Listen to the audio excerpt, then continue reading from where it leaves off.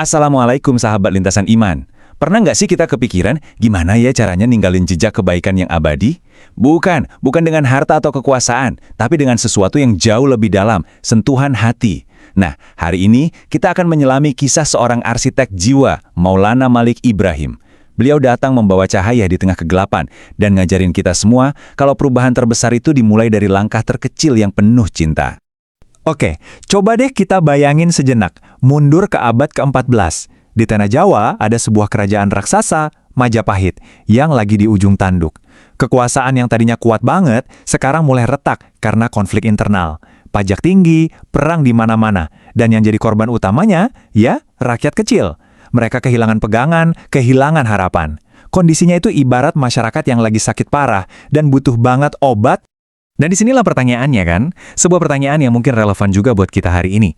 Kalau keadaan lagi terasa berat, lagi gelap, gimana caranya kita nyalahin lagi lilin harapan? Bukan cuma buat diri sendiri, tapi buat orang di sekitar kita. Gimana caranya memulai perubahan tanpa bikin luka baru? Inilah panggung besar yang akan dimasuki oleh pahlawan kita. Ke dalam situasi krisis itulah, seorang musafir agung datang. Beliau nggak datang dengan pasukan atau gemerlap istana.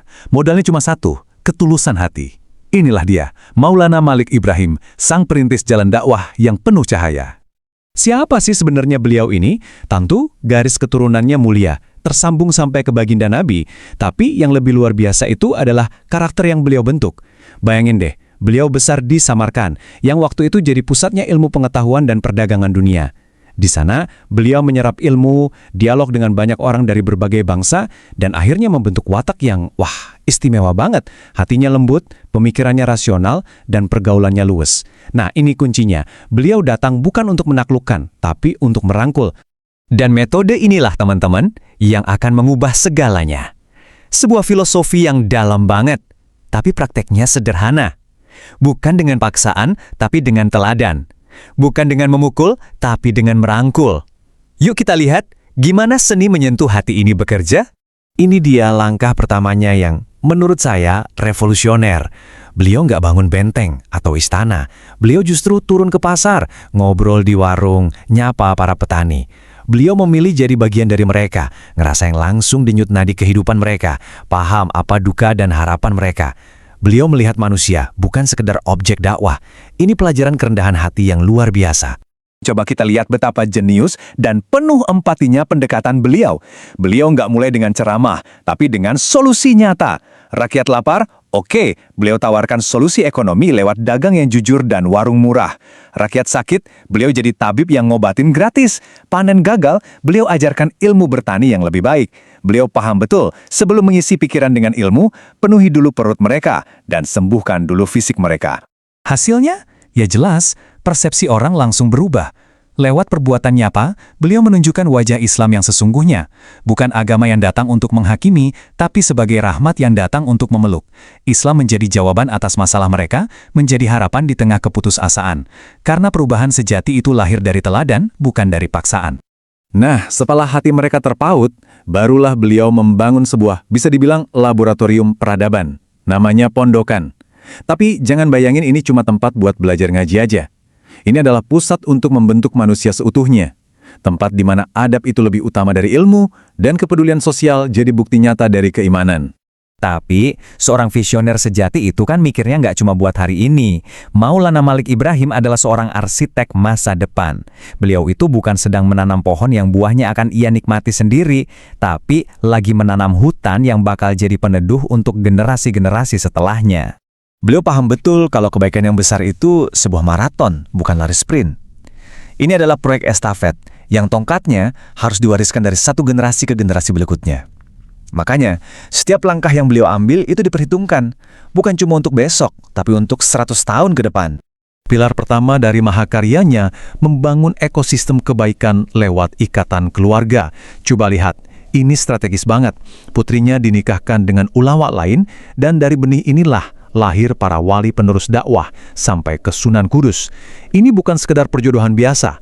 Ini adalah cara menenun jaring-jaring dakwah yang kuat dan berkelanjutan. Terus, pilar keduanya, kaderisasi. Pondokan yang beliau bangun itu adalah taman penyemayan para pemimpin masa depan. Mereka nggak cuma diajarin isi kitab, tapi juga diajarin cara memimpin dengan hati, cara melayani umat dengan tulus. Ini adalah sebuah proses yang sistematis untuk memastikan obor perjuangan ini nggak akan pernah padam.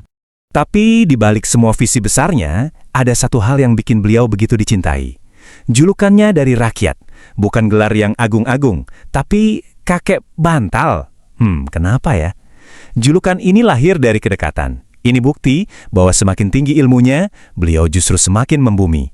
Beliau adalah guru besar yang gak segan duduk di lantai, jadi sandaran mendengarkan keluh kesah rakyat kecil. Ya, setiap awal pasti ada akhirnya. Tapi, untuk jiwa-jiwa besar, kepergian fisik itu bukanlah akhir. Itu hanyalah gerbang menuju keabadian. Api yang dinyalakan oleh Maulana Malik Ibrahim, cahayanya justru semakin terang benderang setelah beliau wafat. Di tahun 1419, sang guru berpulang ke rahmatullah.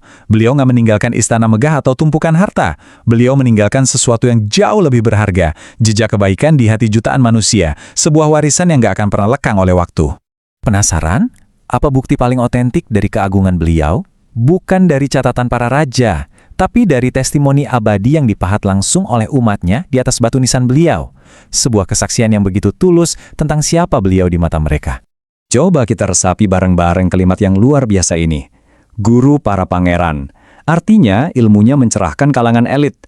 Tongkat para sultan, kebijaksanaannya jadi penopang para penguasa. Tapi yang paling bikin merinding, siraman bagi kaum fakir dan miskin. Beliau adalah oase bagi mereka yang paling lemah dan tak berdaya. Sungguh pribadi yang utuh, menyentuh langit sekaligus memijak bumi. Jadi kalau kita rangkum, inilah warisan agung beliau, sebuah model dakwah yang merangkul, sebuah keberpihakan total pada yang lemah, dan tentu saja fondasi dari jaringan Wali Songo. Dan yang terpenting, karena pengaruhnya dibangun di atas cinta, bukan di atas kekuasaan, warisannya tetap kokoh berdiri meskipun kerajaan silih berganti datang dan pergi. Kekuasaan politik bisa runtuh, tapi kekuasaan hati itu abadi. Sahabat lintasan iman, kisah Maulana Malik Ibrahim ini bukan sekedar cerita masa lalu. Ini adalah cermin untuk kita hari ini. Beliau tidak membangun gedung, tapi membangun generasi. Beliau tidak menaklukkan wilayah, tapi menaklukkan hati. Nah, pertanyaan untuk kita renungkan bersama, fondasi apa yang sedang kita bangun dalam hidup kita? Untuk diri kita, keluarga kita, dan masyarakat kita. Yuk, kita belajar dari kakek bantal, bahwa warisan terbaik adalah jejak cinta dan manfaat yang kita tinggalkan di hati sesama. Terima kasih sudah menemani perjalanan inspiratif ini bersama Lintasan Iman. Wassalamualaikum warahmatullahi wabarakatuh.